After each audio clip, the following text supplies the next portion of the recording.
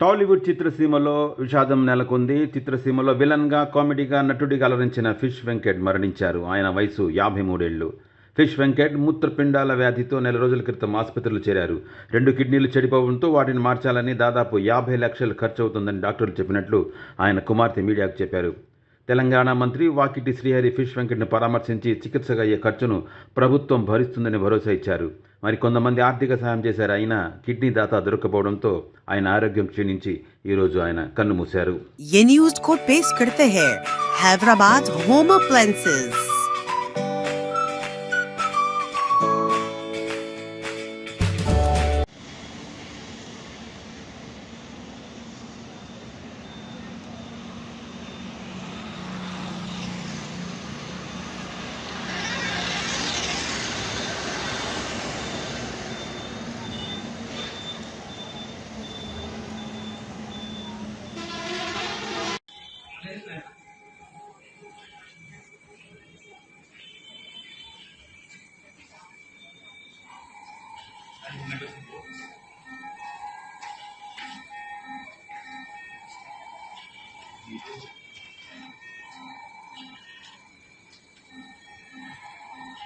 అదే హ్యాండ్కి అనుభవం ఉందండి ఇక్కడ జాయింట్